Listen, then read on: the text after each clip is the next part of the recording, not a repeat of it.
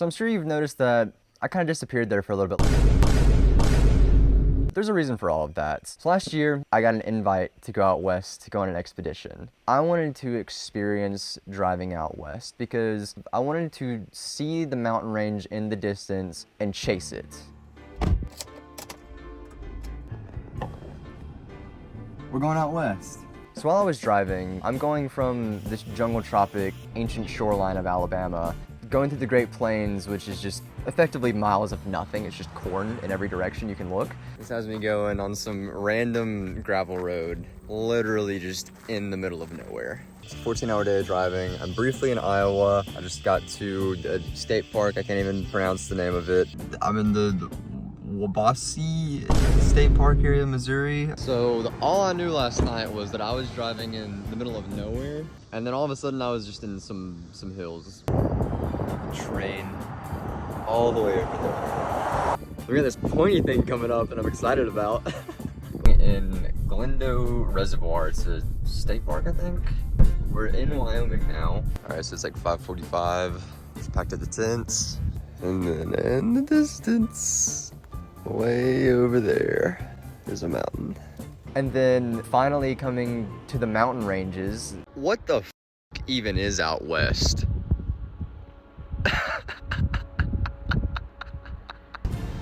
This is insane. I'm roughly 9,500 foot of elevation, so almost 2 miles from sea level.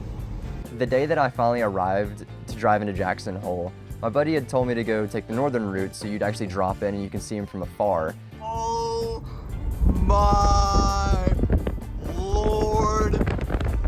Oh. I about missed the turn for it. I was like, oh, overlook, this looks like nothing. What is this gonna be? First of all, look at the size of that dandelion. This has to be addressed first. That's massive. Second of all, what's even more massive, the Tetons. Oh my goodness.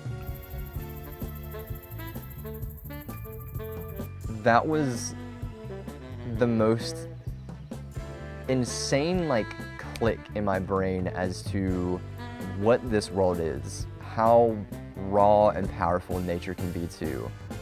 That is 7,000 foot off the valley floor. I can't comprehend it.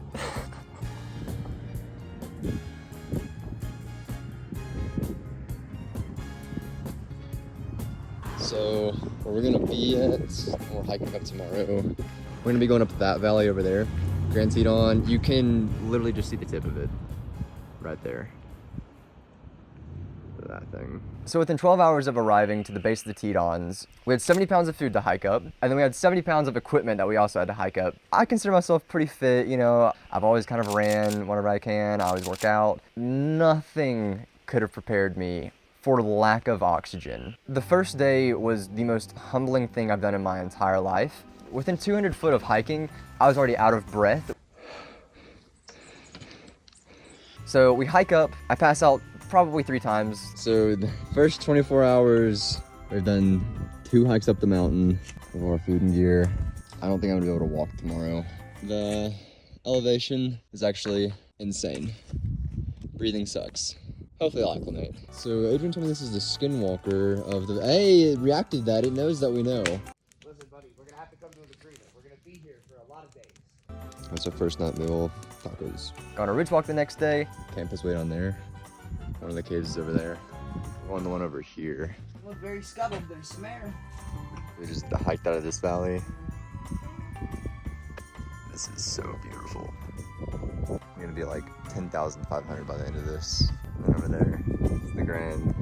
And then the first group of people for the expedition actually show up. So on the expedition, we're working on 2 caves. So we have an upper system that is the 3rd deepest cave in the nation, and the lower system is very fascinating. So the caves here in Tag are roughly 58 degrees Fahrenheit. The caves out there are anywhere from 30 to 34 degrees Fahrenheit. So it is a very, very, very drastic change in what I was used to. I had to order special equipment for it. I had to get undersuits, more base layers. Whenever you enter the cave, you're on this ancient glacial deposit. That was the most beautiful thing I've ever seen in a cave in my life. Picture? I took one of my favorite photos I've ever took in a cave, or just in general, while we were there. the cave was beautiful. And the thing about the caves out west too, especially in that region, are the uplifts. So around here, it's just kind of like things got washed in, the limestone layers are pretty flat. Out there, the uplifts of the Tetons when they formed are actually causing the limestone and all of the other beds to be at like a 40-degree angle. I could be wrong, plus or minus 5 degrees, something like that. But you see it in these caves, and it's just the most insane thing. Everything just feels wonky, it's super cold, the caves don't look the same, they're like fractured to some degree. It's just a really, really fascinating environment, especially with what you're wearing too. Like I've never felt more like protected ever in a cave, because I mean you have like all the different layers on the padding, on the cave suits, everything on. So the upper system, it is just vertical, straight line cave. The primary objective with that one was to try to make it deeper. The original explorers that we called the old timers had hiked up with us to give us more of the cave beta on how we think that we can get this thing deeper. That cave, just getting to it is insane. Scree slopes were a new thing to experience. Couliers were a new thing to experience. I never knew what these things were. And then getting in the entrance is a whole other ballgame. That is some of the tightest vertical work I've done in my entire life. And then that's the deepest I've ever been in a cave. We were over 1,500 foot deep. We had the opportunity to camp out inside of it. I personally didn't, because I didn't feel like my first time out there would have been the best time for that. But now that I'm more attuned to what I'm going to be getting into, I'll be going out there this year. And I do actually have a video on one of the systems. It's going to be on my Patreon, by the way, which is a new thing. Check it out. So at the end of that expedition, we all had a big caver party at my buddy's place. And then a few of us actually decided that one of the scouting trips we had, we wanted to go check out that valley that we had been looking at. The old timers had kind of alluded towards they had checked it out a little bit, but maybe not as well as they thought they should have. So we decided we're going to go back and check that out. By the way, if you want to hear more about how the expedition went, I actually have a website up now, and you can find the entire daily breakdown on that as well, but I'll talk about the website more at the end of the video too. So we gathered all of our stuff, hiked back up the next day, got into this other valley, and it was just the most phenomenal view of the Grand. We're on this 2 square mile karst plateau, just walking around the entire day, rappelling into every single pit that we found, documenting what we call nerd holes, just because none of them actually ended up going anywhere. But that day, I think, is the day that I realized this is what I want to do. We're just walking around, doing the most raw exploration that you can do in the mountains, just living. Nothing was significant, but it was still the fact that we were out there trying to find something new. We did actually end up finding like a very, very, very small cave. I think it barely classified, but it still felt like an accomplishment. You know, we went out there to find something and we found at least something, you know? One of our buddies decided he was heading out early the next day, and my buddy and I decided that we were gonna stay and continue to ridge walk. Plans changed very quickly whenever my buddy woke me up first thing in the morning by nudging me, proceeding to put his hand over my mouth, and then shushing and pointing at a bear. Probably smelled us and was like, oh.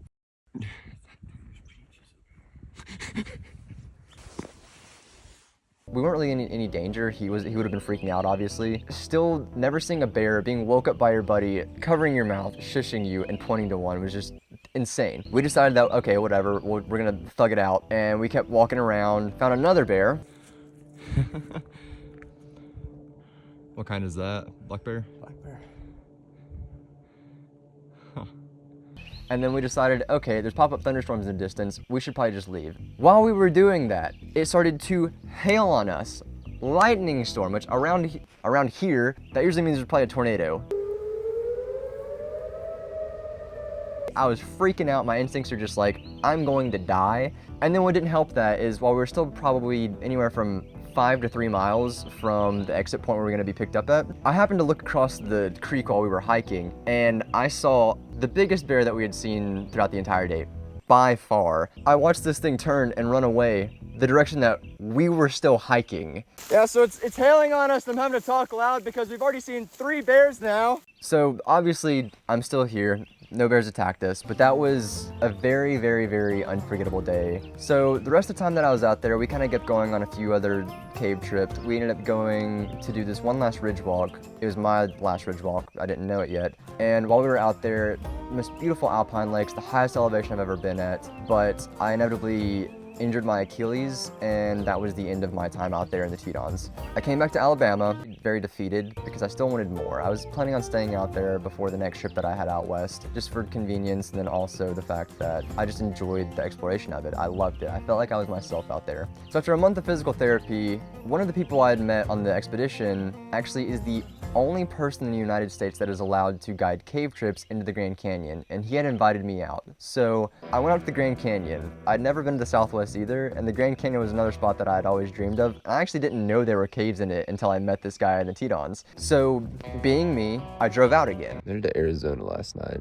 I did not see, like, there's no snow, nothing. This is what I'm waking up to.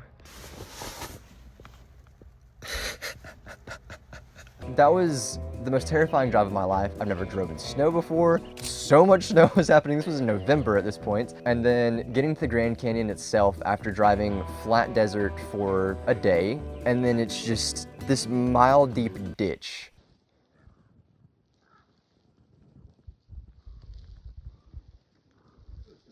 Doesn't make any sense. We get there, hike down, my Achilles is fine. I actually did end up going on a separate hike the day before because I wanted to make sure that I was gonna be okay for it. So I went all the way down to there in like 4.5 hours.